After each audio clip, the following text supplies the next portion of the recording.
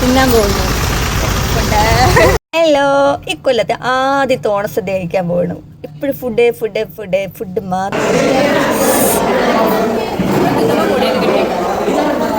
ചെന്നപ്പോൾ തന്നെ നേരിട്ട് വിളമ്പാൻ തുടങ്ങി. പിന്നെ ഒന്നും നോക്കില്ല, കയറി അറ്റാക്ക് തുടങ്ങാൻ നേരത്തി.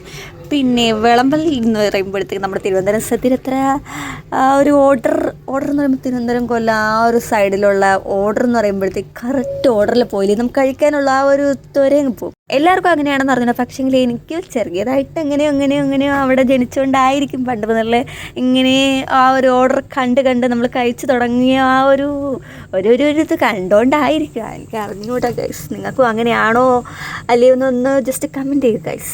ഇപ്പം എൻ്റെ സദ്യ കഴിച്ചുകൊണ്ടിരിക്കുന്ന എറണാകുളം ജില്ല ആയതുകൊണ്ട് എറണാകുളം ഫുള്ളി ഈ ടൈപ്പിൽ സദ്യ ആയിരിക്കുമെന്ന് ഞാൻ പ്രതീക്ഷിക്കുന്നു. പിന്നെയെന്ന് വെച്ചാൽ എറണാകുളത്ത് വന്നതിന് ശേഷം ഞാൻ പരിപ്പ് കൂട്ടി ചോറ് കഴിച്ചിട്ടില്ല. അതെന്തുകൊണ്ടെന്ന് ചോദിച്ചാൽ ഇവിടുത്തെ സദ്യയിൽ പരിപ്പ് ഇൻക്ലൂഡഡ് അല്ല. ആദ്യത്തെ സ്റ്റെപ്പിൽ തന്നെ ചോറ് കഴിഞ്ഞിട്ട് അവിയൽ വന്നു. അവിയൽ വന്നതിന് ശേഷമാണ് പരിപ്പ് എക്സ്പെക്റ്റ് ചെയ്ത്. പക്ഷേങ്കിൽ അതിന് വെല്ലിക്കൊണ്ട് ഫസ്റ്റ് സ്റ്റെപ്പിൽ തന്നെ സാമ്പാറാണ് എത്തിയത്.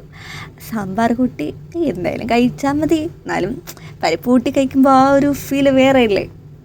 എനിക്ക് മാത്രമാണെന്ന് അറിഞ്ഞൂടാ, നിങ്ങൾക്കും അങ്ങനെയാണെങ്കിൽ ഒന്ന് ജസ്റ്റ് കമൻറ്റ് ചെയ്യുക. ഉള്ളത് കൊണ്ട് ഓണം പോലെ എന്ന് പറയുന്നത് പോലെ സാമ്പാർ കൂട്ടി ഓണം പോലെ, അങ്ങനെ സാമ്പാറും കൂട്ടി ചോറും കഴിച്ചു. അങ്ങനെ ഇക്കൊല്ലത്തെ ആദ്യത്തെ സദ്യ അടിച്ച് പൊളിച്ച് കഴിക്കാൻ നിരത്തി.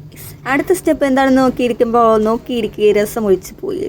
അത് കഴിഞ്ഞും ബോളിയും കൂട്ടി പായസം കുടിക്കാൻ നിരത്തിയപ്പോൾ ബോളി ഇല്ലാണ്ട് പാൽപ്പായസം വന്നു. അതും കഴിച്ചു. അങ്ങനെ ഇലയും മടക്കി ഇന്നത്തെ സദ്യ കഴിഞ്ഞു. സദ്യ കഴിച്ചതിൻ്റെ ക്ഷീണം മാറ്റാനാണെന്ന് തോന്നുന്നു കേക്കും കൊണ്ട് അടുത്ത സ്റ്റെപ്പ് വന്നു. പിന്നെ കേക്കും കഴിച്ചു. അപ്പോൾ ഇന്നത്തെ വീഡിയോ ഇത്രയേ ഉള്ളൂ. ബൈ. ഇഷ്ടപ്പെട്ട ലൈക്ക് ചെയ്യുക, കമൻറ്റ് ചെയ്യുക, സബ്സ്ക്രൈബ് ചെയ്യുക. ബൈ.